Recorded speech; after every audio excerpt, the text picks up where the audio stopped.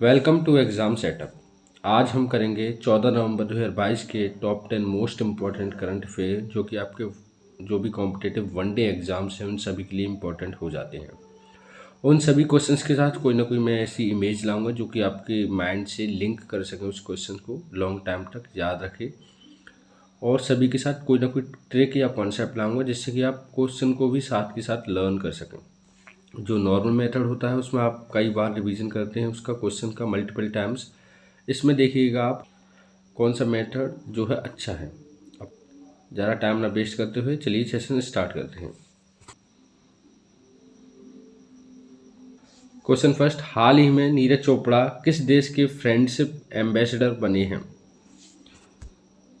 Options दे रखे हैं। इसका जो करेक्ट आंसर है वो ऑप्शन वी, स्विट्जरलैंड। अब देखिए, आपको पता है नीरज चोपड़ा जो हैं जेवलिन थ्रोअर हैं जिन्होंने ओलंपिक में गोल्ड मेडल जीता था और जब से वो बहुत ही पॉपुलर हो गए। अब बात करें तो देखिए, स्विट्ज़रलैंड के टूरिज्म के फ्रेंडशिप एम्बेसडर हो गए टूरिज्म के। अब देखिए, इसे लर्न करने की क्या ट्रिक है, आप नॉर्मली इसे नोट करेंगे अपनी कॉपीज़ में एंड नेक्स्ट क्वेश्चन पे आप चले जाएं, पर आप लर्न करिए इसे। ट्रिक क्या है, अगर देखिए नीरज चोपड़ा से फ्रेंडशिप हो जाए तो मदद कर देगा ज़मीन खरीदने में। अब देखिए पैसा तो है, जब से गोल्ड मेडल जीता है पॉपुलर हो गए हैं, तो नीरज चोपड़ा से जिसकी फ्रेंडशिप होगी तो डेफिनेटली मदद भी कर देंगे पैसों में भी। तो नीरज चोपड़ा से नीरज चोपड़ा, फ्रेंडशिप से फ्रेंडशिप एम्बेसडर, और ज़मीन यानी कि लैंड तो स्विट्ज़रलैंड। ऐसे आप लर्न कीजिएगा इसे। चलिए नेक्स्ट क्वेश्चन देखते हैं। हाल ही में किसने फिट इंडिया स्कूल सप्ताह के शुभंकर तूफान और तूफानी का शुभंकर किया है? इसका जो करेक्ट आंसर है वो ऑप्शन ए, पीवी सिंधु। तो जो पीवी सिंधु है ओलंपिक पदक विजेता रही हैं। अब देखिए, जो फिट इंडिया स्कूल वीक का चौथा संस्करण 15 नवंबर 2022 को शुरू होगा, जिसमें एक महीने के लिए भारत के विभिन्न स्कूलों में 4 से 6 दिन तक फिटनेस और खेल का जश्न मनाएंगे यहाँ पर फिट इंडिया स्कूल सप्ताह में। और कौन कर रहा है शुभंकर का शुभांकर? पीवी सिंधु, जैसा कि आप देख सकते हैं। अब देखिए, इसे लर्न कैसे करना है हमें, ट्रिक क्या है। अब देखिए, पीवी सिंधु बहुत ही जानी मानी खिलाड़ी हैं इस समय भी, और शटलर बैडमिंटन की। तो देखिए, पीवी सिंधु ने क्या है, शुरू से ही अपने बचपन से स्कूल टाइम से ही बहुत ही फिटनेस में और खेलना चालू कर दिया था। तो ट्रिक भी यही है कि पीवी सिंधु स्कूल से ही फिट थी। तो पीवी सिंधु फिट से फिट इंडिया, स्कूल से स्कूल सप्ताह, ऐसे आप लर्न कीजिएगा इसको भी। चलिए नेक्स्ट क्वेश्चन देखते हैं। क्वेश्चन थर्ड, हाल ही में RIL किस राज्य में भारत का पहला मल्टी मॉडल लॉजिस्टिक पार्क विकसित करेगा? इसका जो करेक्ट आंसर है वो है तमिलनाडु, ऑप्शन ए। अब देखिए, रिलायंस इंडस्ट्रीज चेयरमैन मुकेश अंबानी ने बड़ी डील हासिल कर ली है, जिसमें चेन्नई में रिलायंस इंडस्ट्रीज देश का पहला मल्टी लॉजिस्टिक पार्क बनाएगा। अब जो RIL है वो रिलायंस का ही है। और देखिए, हर एक क्वेश्चन की ट्रिक नहीं बन पाती है, तो जो भी क्वेश्चन की ट्रिक बनेगी मैं लाऊंगा, पर कुछ क्वेश्चंस की ट्रिक नहीं बन पाती है बहुत समय देने के बाद भी, और बनती भी है तो ऐसी बनती है जो ट्रिक नहीं लगती है, इसलिए मैं नहीं लाता। चलिए, इसे नॉर्मल तरीके से आप लर्न कीजिएगा। नेक्स्ट क्वेश्चन देखते हैं।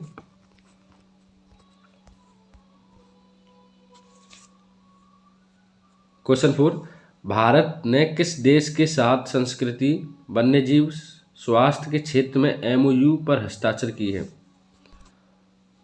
अब इसका जो करेक्ट आंसर है वो ऑप्शन बी, कंबोडिया। अब देखिए, कंबोडिया की कैपिटल है फोनफे एंड करेंसी है कंबोडियन रियाल। और किसके ऊपर MOU साइन हुआ है? संस्कृति, वन्यजीव और स्वास्थ्य के क्षेत्र में भारत और कंबोडिया का।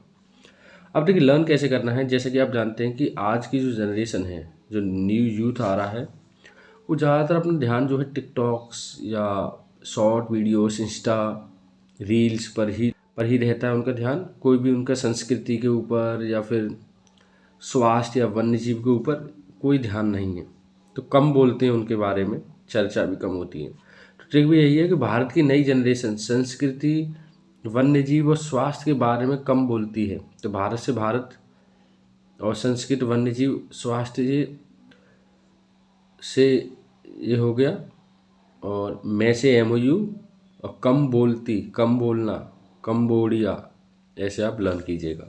चलिए 5th क्वेश्चन देखते हैं।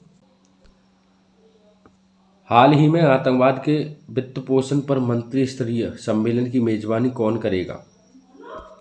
इसका जो करेक्ट आंसर है वो ऑप्शन ए है, भारत।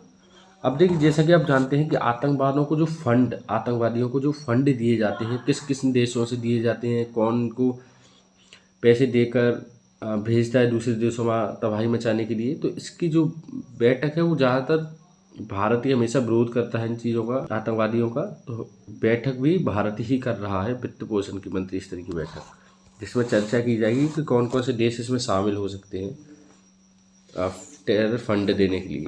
तो चलिए इसको भी नॉर्मल तरीके से आप लर्न कीजिएगा। 6th क्वेश्चन है, हाल ही में किसे ICC का अध्यक्ष पुनः निर्वाचित किया गया है? इसका जो करेक्ट आंसर है वो है ऑप्शन बी, ग्रेग बार्कले। अब देखिए, ग्रेग बार्कले ऑलरेडी ICC अध्यक्ष हैं, पर उनके 2 साल और इंक्रीज कर दिया गया है समय पीरियड, और 2 साल तक और बने रहेंगे अपने पद पर, ICC के अध्यक्ष पर। अब देखिए, अगर लर्न नहीं है आपको तो लर्न कीजिएगा कि CCTV, ट्रिक क्या है इसकी, CCTV में देखो गिरा है किले से कोई आधी रात को, तो CC से ICC, और गिरा से ग्रेग, ग्रेग, और किले से बार्कले, और आधी से अध्यक्ष, ऐसे आप लर्न कीजिएगा। ICC की बात करें तो इंटरनेशनल क्रिकेट काउंसिल एस्टेब्लिश हुआ था 1909 में, हेडक्वार्टर है दुबई। चलिए नेक्स्ट क्वेश्चन देखते हैं।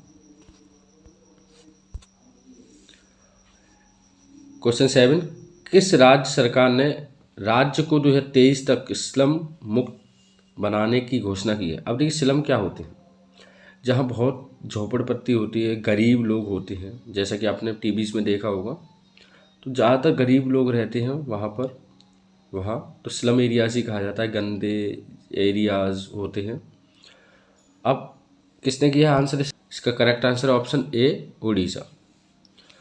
अब देखिए, बात करें ट्रिक क्या है इसकी, तो देखिए, अगर मुक्त है यानी मुफ्त जैसा दिख रहा है, अगर मुफ्त में किसी चीज़ को दिए जाए, किसी भी, अगर आप पैसे से देंगे तो बहुत कम लोग खरीदेंगे उसे, वो आपके पास जमा रहेगी। पर अगर आप मुफ्त में देते हैं तो ऐसे उड़ जाएगी, हवा की तरह उड़ जाएगी। वो मुफ्त में देंगे तो सभी लेंगे उसे।